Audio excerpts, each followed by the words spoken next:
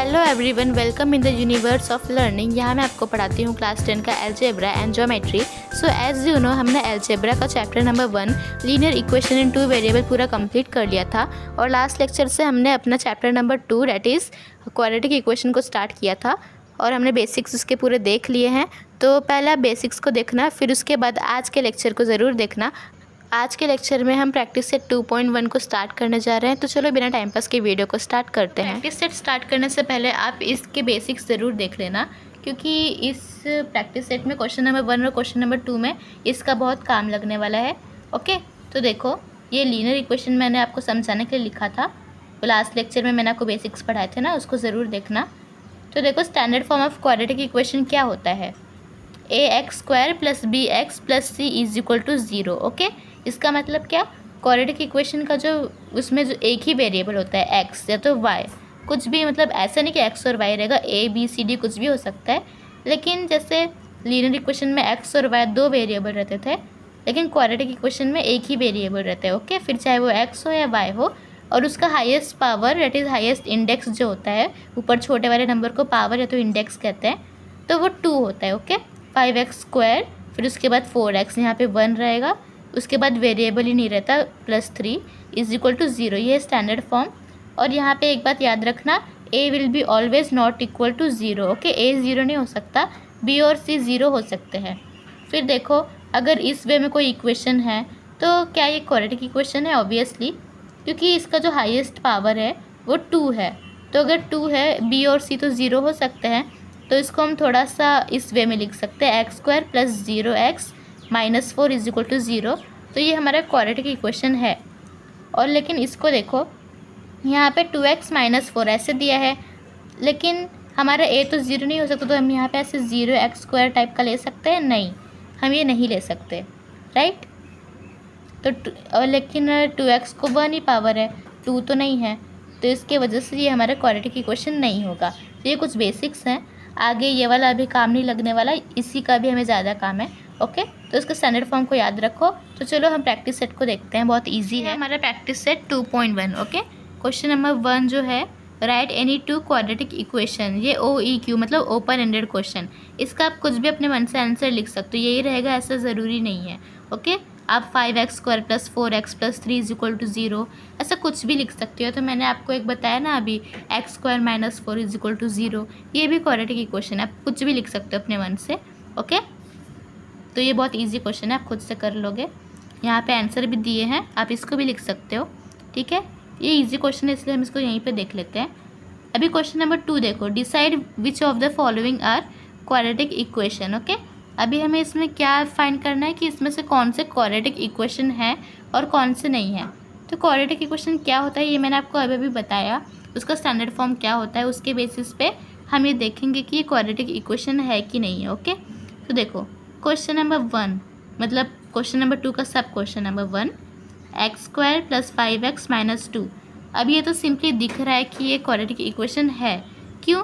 क्योंकि इसका जो हाईएस्ट पावर है वो 2 है, राइट। इसकी वजह से ये हमारा क्वाड्रेटिक इक्वेशन है। लेकिन हमें ऐसे ही नहीं लिख देंगे, हमें कुछ इसका रीज़न लिखना पड़ेगा, राइट। तो हम क्या रीज़न लिखेंगे? In this equation x is the only variable with highest index 2। कुछ भी आता है तो आपको ऐसा एक स्टेटमेंट लिखना होगा, फिर उसके बाद आपको लिखना होगा therefore the given equation is a quadratic equation. Okay, तो यहाँ पे क्या है इसका मतलब, x है वो एक ही, x is the only variable मतलब सिर्फ x ही वेरिएबल है।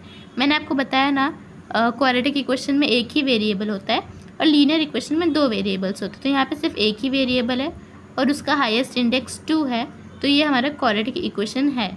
ओके, तो फर्स्ट वन बहुत ईजी था। अभी सेकेंड वन देखो, y² = 5y - 10। इसको हम थोड़ा सा सिंप्लीफाई कर सकते हैं। ये जो 5y और -10 है, इसको यहाँ साइड पे ला सकते हैं, राइट। तो कैसे हो जाएगा, ये +5y यहाँ पे आने के बाद -5y और -10 इधर आने के बाद +10 हो जाएगा = 0। ओके, अभी in this equation y is the only variable with highest index 2। इसका मतलब क्या, इस इक्वेशन में भी सिर्फ y ही एक अकेला वेरिएबल है जिसका हाईएस्ट पावर क्या है, 2 है, राइट। इसीलिए ये इक्वेशन क्या है, क्वाड्रेटिक इक्वेशन। बहुत इजी क्वेश्चंस हैं। अभी थर्ड वन देखो, यहाँ पे थोड़ा सा आपको सॉल्व करना पड़ेगा। सिंप्लीफाई करना है, डोंट वरी, ये तो हम करते हैं हमेशा। तो देखो हमारे पास कुछ इस टाइप का इक्वेशन है। तो अभी हम क्या कर सकते हैं, दो चीज़ें कर सकते हैं। Multiplying the equation by Y, मतलब इस पूरे इक्वेशन को हम वाई से मल्टीप्लाई करेंगे तो कैसे होगा वो, कुछ इस वे में।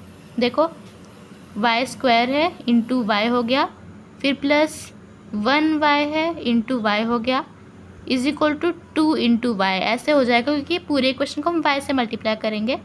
तो ये y into Y Y cube हो जाएगा, फिर ये y और ये y cancel, then 2 into Y 2y, फिर 2y को यहाँ लेंगे तो -2y + 1, तो इस वे में सिंप्लीफाई हो जाएगा। ये तो एक सिंपल सी चीज़ हमने हमेशा बचपन से किया है। ये अगर प्लस रहता है बीच में तो ऐसे मल्टीप्लाई करते हैं, okay. y into Y square Y cube होता है, फिर अपन y हो जाता है, मतलब सिंपल सा यही याद रखो, आपको इतना कन्फ्यूज़ होने की ज़रूरत नहीं है। Multiplying the equation bye y, ऐसे ही करना, ओके। तो अगर ऐसे करते हो तो आपको ऐसे इक्वेशन मिलेगा, लेकिन इसमें जो एक ही वेरिएबल है लेकिन उसका जो हाईएस्ट पावर है वो तो 3 है, 2 तो नहीं है। देखो in this equation the highest index of variable is 3 and not 2, right. इसलिए ये जो इक्वेशन है वो क्वाड्रेटिक इक्वेशन नहीं है। तो इसका आंसर क्या है, the given equation is not a quadratic equation. 4 भी कुछ उसी वे में है, आप चाहो तो खुद से भी कर सकते हो, बट मैं आपको बता देती हूँ। देखो वैसा ही है, बस आपको क्या करना है, फिर से multiplying the equation bye x। हम ऐसा क्यों कर रहे हैं, यहाँ पे हमने y से मल्टीप्लाई किया, यहाँ पे x से क्यों किया, क्योंकि हमें सिंपली इतना लॉजिक लगाओ कि हमें डिनोमिनेटर को हटाना है, ओके। हमें डिनोमिनेटर को हटाना है, इसके लिए हम इसको x से मल्टीप्लाई करेंगे। तो इसी वे में ये भी मल्टीप्लाई होगा, तो x into x x square हो जाएगा, फिर ये x और ये x वहाँ पे एक x वो कैंसिल हो जाएगा, फिर -2 इंटू एक्स -2x हो जाएगा, फिर -2x यहाँ पे आने के बाद +2x होगा। So x square + 2x + 1 is equal to 0। यहाँ पे x is the only variable और उसका हाईएस्ट इंडेक्स भी क्या है, 2 है, राइट। यहाँ पे 3 था इसलिए क्वाड्रेटिक इक्वेशन नहीं था, लेकिन यहाँ पे इसका हाईएस्ट वेरिएबल 2 है, वेरिएबल नहीं, इंडेक्स पावर, इसीलिए the given equation is a quadratic equation.